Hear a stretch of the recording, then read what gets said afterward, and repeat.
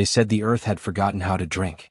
The wind blew dry, brushing against cracked soil that hadn't tasted rain in 3 years. The wells were empty, the rivers shallow bones of their former selves. The sky remained cloudless, a cruel, pale sheet stretched too tight above the village. And the people, weary, sun-bitten, hungry, began whispering of sacrifices. That was how it always began. In times of scarcity, old things were remembered. Old bargains, old gods, old rites. And always at the center of those stories, a name was spoken in half-formed breath. Alakan, the river spirit who could turn clouds full or leave the land cursed. When the village elders decided it was time to offer a bride to the water, no one argued. Not even Ao. She was 16. Small. Slender. Her skin held the warm bronze of desert light, and her hair was always tied in a single long braid that touched her back like a rope she had never used to climb away. She was quiet, unnervingly so. She never asked for more food, never cried during funerals, and when other children ran wild in the heat, she simply watched. Everyone believed her to be pure. They chose her because she did not resist. The priest came to her family's hut with the white cloth and the ceremonial beads, and her father wept and begged. But her mother said nothing. Only looked at Ao with a strange recognition, as though she'd always known this day would come. Ao said nothing either. She stood, dressed herself, and followed. The drought had made people desperate. The children coughed at night. The animals had begun to disappear. A woman boiled stones and leaves to make soup. So when the drums were struck to mark the choosing, the people gathered not with sadness but hope. A bride meant the rain might return. She was bathed with water carried all the way from the last pond in the east. It took 3 days to collect it, drop by drop, and they used every bit to cleanse her skin. They painted her with white chalk and wrapped her in blue cloth to match the spirit's domain. The women braided charms into her hair. The children watched her silently. Ao never looked afraid. The priest tried to test her, invoking the names of the ancient water spirits, drawing signs with ash in front of her eyes. She did not blink. When he held out the jar of bitter herbs meant to purge false purity, she drank it all without flinching. When he whispered, "You walk to your death for your people," she simply said, "I know." The river was far. What remained of it? Once a mighty stretch that sang through the land, now it barely whispered. A narrow trail of silver in the dirt, coiled between dead reeds and cracked stones. It was said the spirit dwelled in the deepest bend, past the carved rock, beneath the hanging vines. On the 7th day they walked her there. A procession of silence. The villagers wore white and carried jars of oil, baskets of fruit, animal bones, and beads as offerings. Children sprinkled flower petals along the path. Drummers beat the slow rhythm of surrender. Only Ao's mother did not follow. When they reached the river bend, the villagers placed the offerings by the bank and stepped back. The priest chanted, calling the name of Alakan, begging the spirit to return the clouds, to make the land fertile again. Then he turned to Ao and held out his hand. She stepped forward without being led. She removed her shoes and stepped into the cool water, her feet sinking into soft silt. She walked until the hem of her cloth darkened. The priest raised his staff. "You are given with full heart by your people," he said. "Let your body be water and your soul be rain." She didn't look back. She walked deeper. When the water reached her waist, she paused. The priest began to step forward to bless her one final time, but then she turned, slowly, her face unreadable. "I am not afraid," she said, her voice calm. The villagers gasped. A bride was not meant to speak, but she did. "I have known this would happen since I was a child. But I do not walk into the river for you." The priest's mouth opened, but no words came. Ao raised her hands, and for the first time, they saw that the beads on her wrists were not beads at all, but river stones. Smooth. Pulsing faintly with light. "My mother knew," she said. She remembered.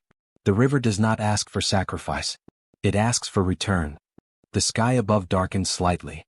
Not from storm clouds, not yet, but from the shifting of something larger. A weight pressing down, not heavy but vast. Ao sank to her knees in the water. The priest shouted her name. She smiled, not kindly, not cruelly, but like someone remembering a promise made long ago. She closed her eyes. The wind picked up. From far beyond the bend, the reeds began to sway. The river stirred. And the rain, for the first time in 3 years, touched the land like a whisper long silenced. Behind her, the villagers dropped to their knees. But Ao never turned around again. The dawn arrived without color. Gray light stretched over the thatched rooftops of the village, thin and hesitant, like a breath held too long. Chickens stayed silent. No dogs barked. The usual hum of morning was gone, replaced by something deeper, quieter, heavier. Today was the day they would walk her to the river. Ao rose before the others.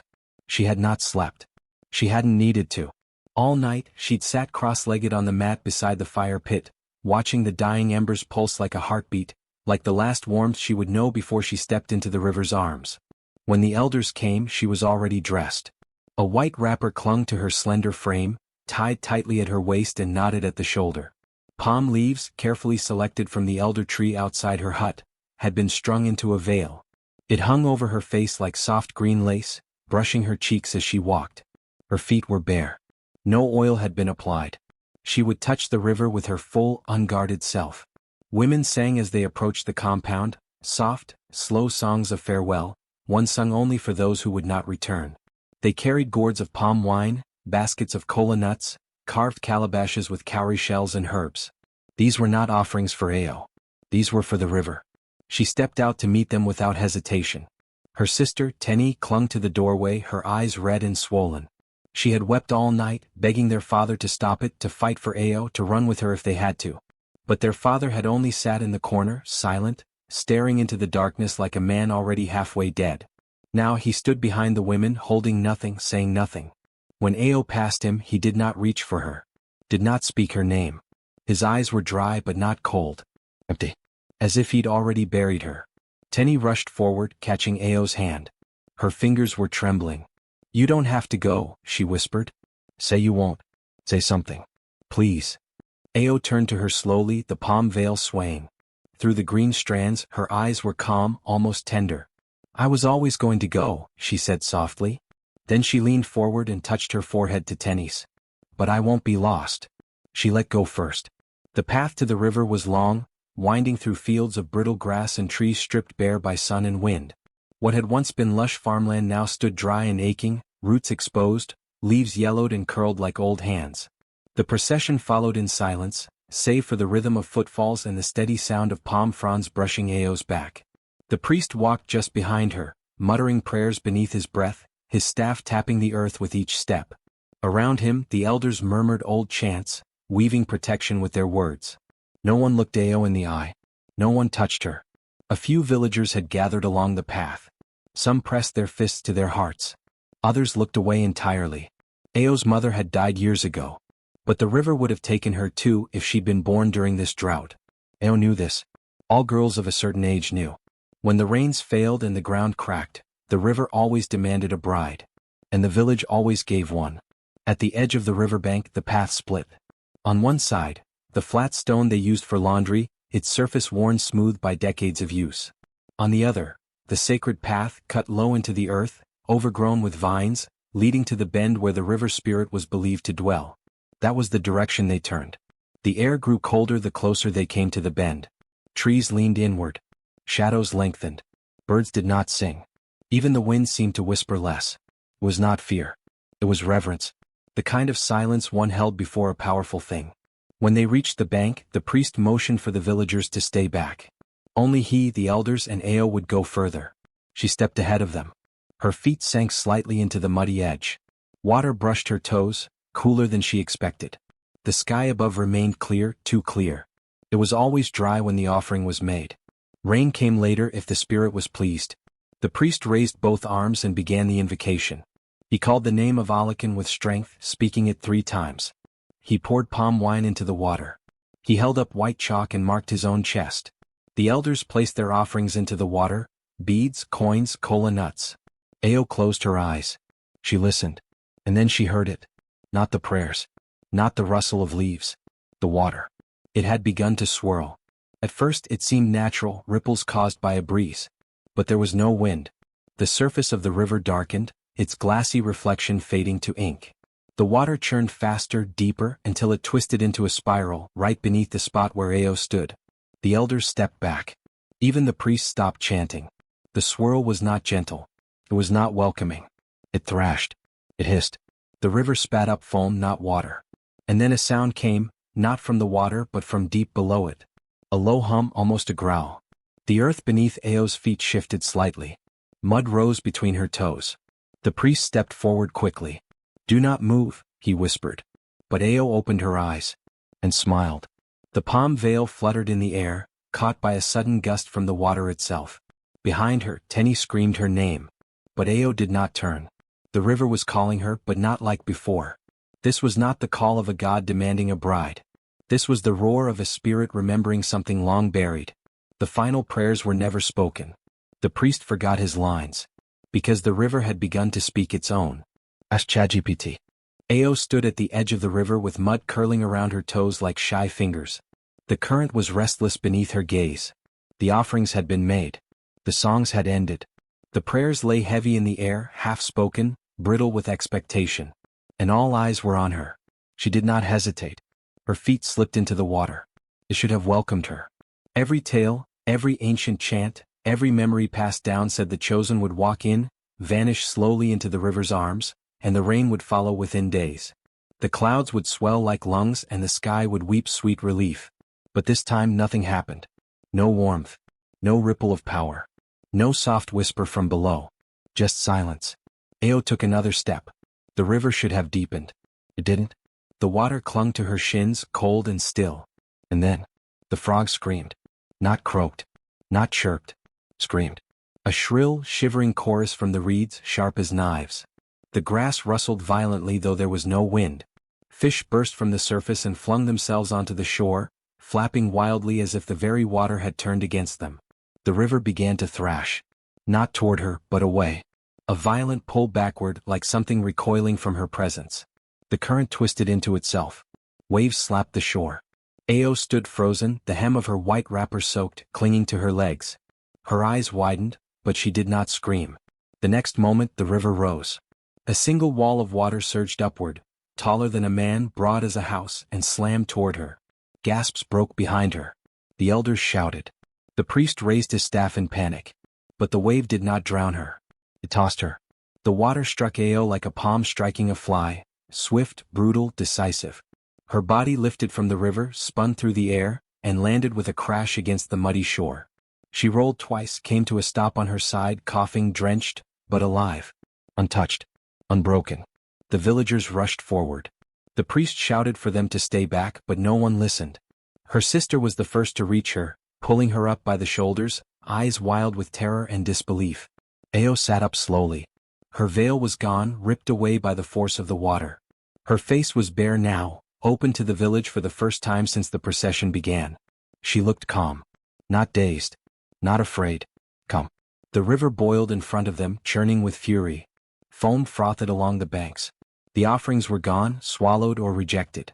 And then, something deeper rose. A voice. It did not come from the trees or from any mouth. It came from the water. From beneath it. From inside it. A voice that sounded older than any human tongue. Like thunder being chewed. Like stones grinding together in a well. And yet it spoke in perfect words. Not her. The sound echoed 3 times across the valley. The villagers dropped to their knees, some covering their heads, some burying their faces in the soil. The priest staggered backward. It's never refused before. The water rose again, not in a wave but in a slow spiral. A spinning column that hovered, glistening in the sun, casting shadows that danced like spirits. And the voice spoke once more. She is not yours to give. Ao, still sitting in the mud, lifted her eyes. Her lips parted as if to respond, but no sound came. Her skin glowed faintly, only for a moment, like moonlight brushing her shoulders. Then the spiral collapsed. The river fell silent. But the sky began to rumble. Distant thunder rolled over the hills, thick and uneven. The clouds, once pale and empty, had darkened slightly, curling at the edges like burning paper. The sound wasn't just thunder, it was a warning. The voice had said no. But something would still be taken. The priest gathered his robe and stood. The spirit demands balance, he said, his voice hoarse. Someone must go. It has been promised. He turned his eyes to the elders. The elders turned their eyes to the crowd. And the crowd began to murmur. Not her, the voice had said. But someone. Tenny clutched Ao's hand tighter. They're going to choose another, she whispered. They'll look for someone else now. Ao's breath slowed. Her gaze flicked to the trees, to the children hiding behind their mother's legs, to the young women clutching beads of prayer between their fingers. She stood slowly. I will go again, she said. No, the priest snapped. The spirit refused you. You are forbidden now. You have been marked. He pointed to the mud around her, where her body had landed. The dirt shimmered faintly like ash after fire. Another elder stepped forward. We must draw lots again, he said. The drought continues. Someone must walk into the water willingly. But it chose no one, a woman cried. It refused, said another. Still the murmur grew. Some cast glances at the girls in the crowd. Some backed away clutching their daughters. The sky rumbled louder. This time it did not fade. Ao stepped between the villagers and the water, her body soaked, her hands open. No one should go, she said. It is not asking for death. It is asking for something else. But the priest shook his head, raising his staff. We must obey. The spirit is angered. We must restore order. If we fail. He didn't finish the sentence. Because in the middle of the path someone stepped forward. It was not a young girl. It was an old woman. Wrinkled. Thin. Bent like a tree that had leaned too long against the wind. She pointed at Ao. This child, she said slowly, is not the sacrifice. She is the message. A hush fell. The river lapped gently at the bank once more. The old woman looked to the sky. Then at the villagers. If we offer another girl, she said, we will not see rain. We will see fire. And in the distance, lightning cracked the horizon. Ask ChatGPT. The rain came hard and without warning. That first night, it started as a whisper, a soft tapping on the rooftops, gentle enough that many thought it a dream. But by morning the sky had opened completely, pouring its grief and its blessing over the village in thick, endless sheets. It didn't stop. Not on the second day nor the third. The parched ground drank greedily, plants rising in green haste. Beans flowered. Corn shot high. The brown rice paddies filled and shimmered silver again. Cattle stirred in joy. Frogs returned, croaking their way out from cracked hollows, reborn in the pools they'd once known. The people rejoiced but quietly. Because in all the joy, something else remained. A silence. Ao walked among them, her bare feet kissing soft, wet earth, the white cloth she still wore now stained with mud and rain. No one stopped her. No one greeted her either. They parted paths when she came near, not with hostility but with unease, like someone might with a ghost they're not sure is real. She had not been taken. She had not been accepted. So what was she? Rejected by the river, spared by the gods. That should have meant she was blessed. But instead, the elders whispered that she was tainted. A sacrifice undone. A broken bridge between the people and the spirits. The chief's compound kept its doors shut. No mention was made of his son, the boy who had laughed when Ao was chosen, who had called her the river's meal, and spat near her feet. He'd gone missing the same day Ao returned from the riverbank, swallowed by the storm as it began to pour. Some said he'd been caught in the flood. Others claimed he'd gone into the bush out of shame. No search party was ever sent. Ao saw his sister once, fetching water after the storm had cleared briefly, but the girl turned sharply, spilling her calabash and ran. Still Ao did not stop walking. She wandered each day through the soaking fields, her hands brushing new leaves and flower buds, her breath steady as the rain itself. Her sister, Tenny, tried to convince her to stay indoors, to rest, to wait for the rumors to pass. But Ao only said, "They are not mine to carry." At night, she sat under the thatched awning of her hut, watching droplets fall from the roof's edge into puddles below. The rhythm soothed her, steady, eternal. Until the sixth night. That was the first time she heard it. It came not from the sky or the leaves but from the rain itself. From the water. A whisper. Barely a breath. A single syllable lost beneath the pattering drops. She thought she imagined it, but it returned again the next night. Then the next. Clearer each time. Ao. It did not sound human. Nor cruel. Nor kind. Only inevitable. She followed it. Not far. Just to the edge of the village, where the rainwater had gathered into a new stream, carving paths through the earth like veins. There she knelt. Touched the surface. The stream stilled. And in it she saw not her reflection, but movement beneath the surface, like someone walking slowly just out of sight. The voice came again. "Come back." She didn't flinch. "Why?" she asked. The water rippled. No answer. Only silence. But deep in her chest something stirred, a weight, a name not spoken, an echo that had once been buried now rising like steam from warm soil. The next day the rain eased. The village prepared a feast. Children played barefoot in the pools. Laughter returned, cautious but real. Ao stood in the doorway of her home and watched it all. The joy was honest, but none of it touched her. She was not part of the harvest. She was not part of the sorrow. She was not part of anything anymore. That night, when Tenny found her kneeling by the stream again, hands submerged in its cold rush, she begged her to come inside. "It keeps calling me," Ao said. "There's nothing in the water," Tenny whispered. "It's just rain." Ao turned slowly. Her eyes glowed faintly, catching moonlight like polished stone. "No. It's a voice. And I think it knows me better than they ever did." In the distance, thunder rolled again, not angry, not urgent. Just waiting. The rains had finally eased, but the river remained swollen, bloated from weeks of sky-born sorrow. Its banks glistened under the sliver of moonlight, reeds bent low as though in reverence. The village slept, unaware that Ao had left her mat before the rooster's cry, barefoot and silent as a shadow. She walked without a lantern. The moon lit her path well enough, and the river, it had been waiting for her. She felt it in the way the wind curved around her body, tugging her forward gently, urging each footstep like a hand behind her back. She did not resist. By the time she reached the bend, the place where brides were always brought and where her life had nearly been torn from her, the trees had begun to hum. Not loud. Not musical. A low, throatless vibration like breath over stone. Ao stopped at the edge. The water no longer recoiled from her. It lapped gently, rising and falling like the chest of a sleeping beast. There were no frogs now. No fleeing fish. No shrieking wind. Just the sound of the river breathing. She stepped forward. This time the water welcomed her. It curled around her ankles like silk, rippling outward in concentric circles that glowed faintly under the moon. Ao kept walking until it reached her knees, and then she stopped. Her fingers trembled, not from fear, but from recognition. She didn't need to call. The spirit was already there. It rose not from the water but within it, a presence without shape, without face but unmistakable. The air thickened. The leaves stilled. Time bent. The voice came, not through her ears but her bones. "You have returned." Ao's lips parted, but she said nothing. She didn't have to. The spirit continued, its voice older than rust, than roots, than memory. "You were never mine to take. You were sent with open eyes. You were meant to see." Her breath caught. "See what?" The river pulsed. "The one who wears what is not hers." Ao's heart quickened. The real bride. There was silence. And then, "She walks your village still. Clothed in skin that was borrowed. Given. Stolen." Ao frowned. Given by who? The river rippled softly. By the ones who feared the sky would never weep. They gave the wrong girl.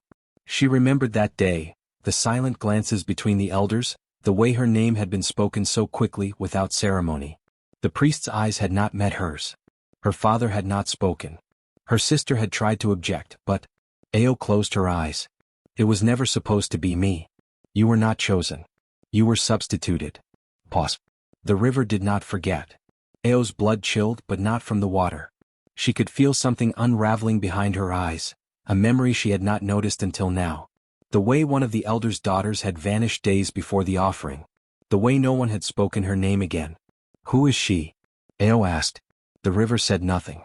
But something rose from its depths, a shape made of water and moonlight, standing where the current should be strongest. It had no face, but its limbs were slim, its veil familiar. It raised one hand, and with it pointed back toward the village. Ao turned. In her mind's eye she saw the girl. She had been quiet, unremarkable. She had always followed rules, always bowed when spoken to. But there had been something else, a moment Ao had dismissed, a glimmer of joy in the girl's eyes when Ao had been named the bride. Not relief. Not sadness. Joy. The spirit's voice came again. "She wore purity like a mask. She walked behind you. She handed you the white cloth." Ao gasped. That moment had come back, the veil, the knot tied too quickly. The girl had pressed it into her hands with trembling fingers, but not from fear. From guilt. Ao clenched her fists. "Why did you not take her instead?" The river sighed. "Because you stepped forward." And in those words Ao understood. The river had not taken her because she was wrong, but because she had been wronged. The spirit had waited. Had watched. And now it wanted balance. "What do you want me to do?" she whispered. "Reveal her." The water around Ao shimmered, and suddenly it was filled with images. A braid of black hair dipped in oil, a pair of sandals left outside a door, a scar hidden behind an ear. Symbols. Clues. The one who wears another's fate must walk the water willingly. Only then will peace return. Ao nodded. And the water stilled. As she turned to leave, the voice spoke one final time. You carry witness. You carry truth. You are not the sacrifice.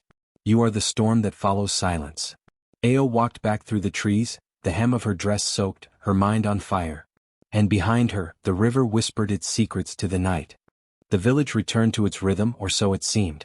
Children played again near the fields, elders held court under the mango tree, and women sang while grinding maize. But Ao saw differently now. Ever since the river spoke, the world around her had changed its texture, still familiar but layered with hidden things. She began to notice what no one else seemed to, the small silent oddities stitched into everyday life like a warning sewn into fine cloth. It started with a reflection. At the communal well, Ao leaned down to draw water and saw not her own face looking back, but Kemi's, her closest friend. The one who had held her hand the night before the procession. The one who had helped weave her veil. But Kemi wasn't there. She looked up, and the space beside her was empty. She blinked, shook her head, and told herself it was fatigue. The image must have been behind her. A trick of light, of memory. But it happened again, in the cooking pot 2 days later, and once more in a puddle near the rice terrace. Always Kemi. Always watching. Then there were the footprints. Ao saw her leaving the shrine one morning, dressed in white, head bowed. She waited respectfully for Kemi to pass.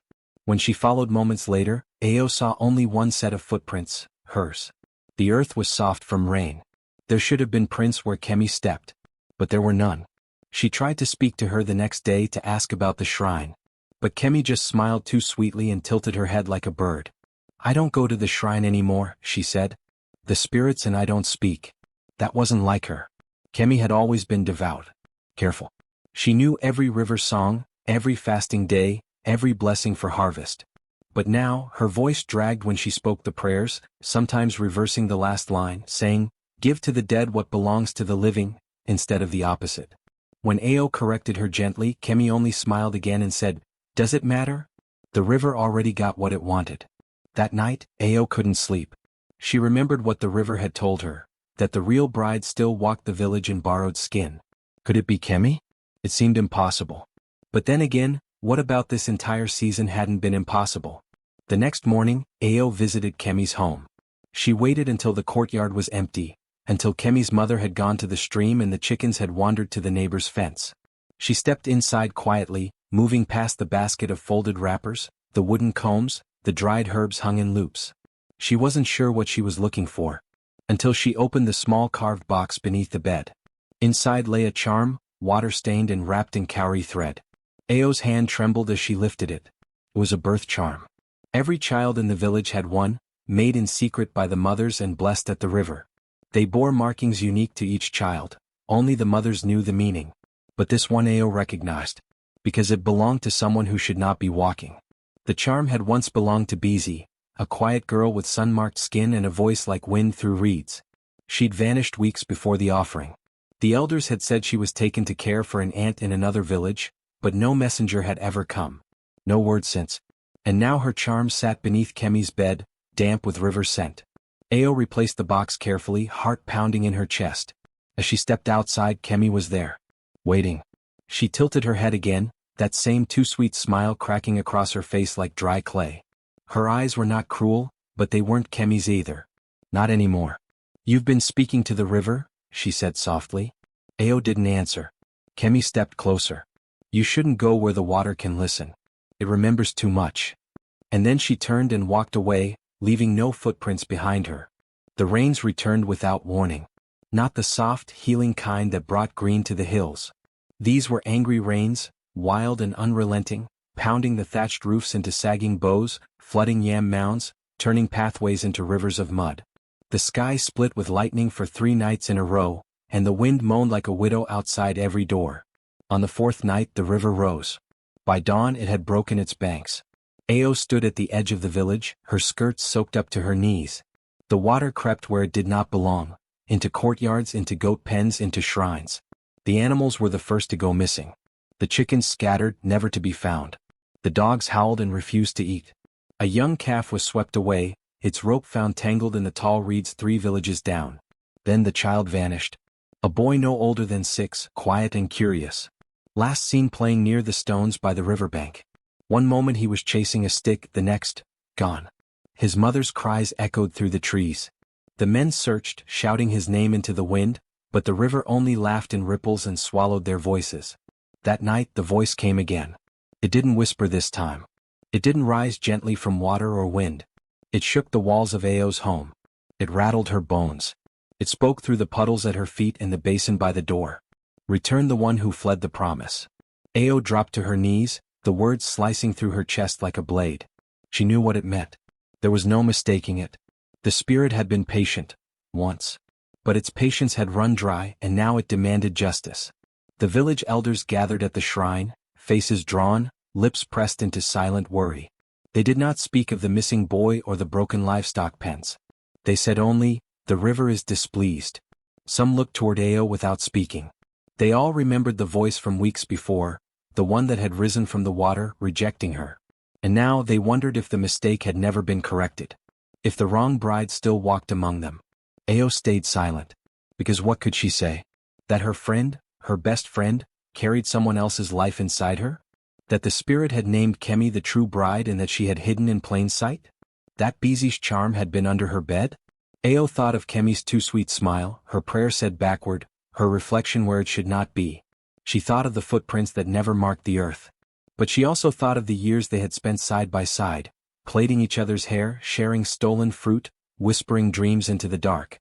Kemi had not always been this. Had she? The river didn't care. Return the one who fled the promise, it said again, and this time Ao felt the ground tremble beneath her feet. She went to Kemi's hut, meaning to speak, to confront, to plead, maybe even to save her. But the door hung open. The fire inside was cold. The calabash on the floor was shattered. And the walls, they were covered in river moss, damp and breathing. Kemi was gone. Ao searched the village with growing dread. No one had seen her leave. No one had heard a thing. It was as if she had vanished like mist, or perhaps, like a shadow finally called home. That night the river swelled again. And this time it brought gifts. The child's sandals washed ashore and perfectly clean. A goat's horn carved with an ancient symbol Ao had never seen before, and a white veil caught in the reeds, still damp, still knotted. The elders gathered again. They looked at Ao. Not with anger. Not even with fear. But with expectation. Because the river had spoken. And someone had to answer.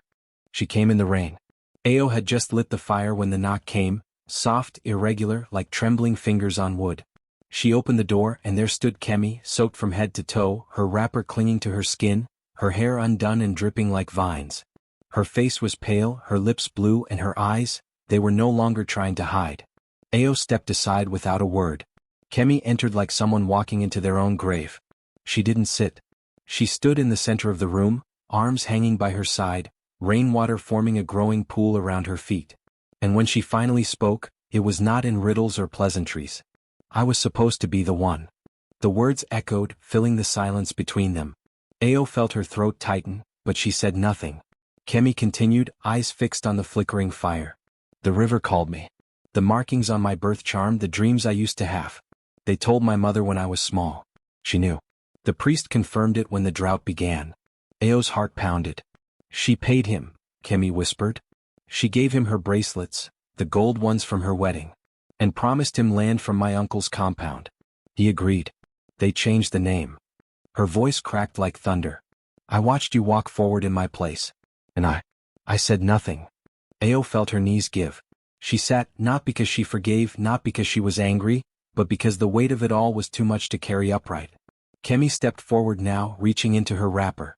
She pulled something small and wet from the folds. The charm. Bizi's. I found it near the river the day after she vanished, Kemi said. I kept it because I thought if I had it, the river would forget about me. That it would think someone else had gone in my place. Her voice shook. I was wrong. The fire cracked behind them. Outside the rain thickened. The air pressed against the hut, heavy and expectant. I'm sorry, Kemi whispered. I was afraid. I'm still afraid. She looked at Ao then, truly looked. Please, she said. Lie for me. One more time. Tell them I'm not the one. Tell the river I'm not the one. And Ao for a moment considered it. Because Kemi had been her friend. Her sister in all but blood. They had grown together like twin branches from the same root. And Ao had tasted fear too.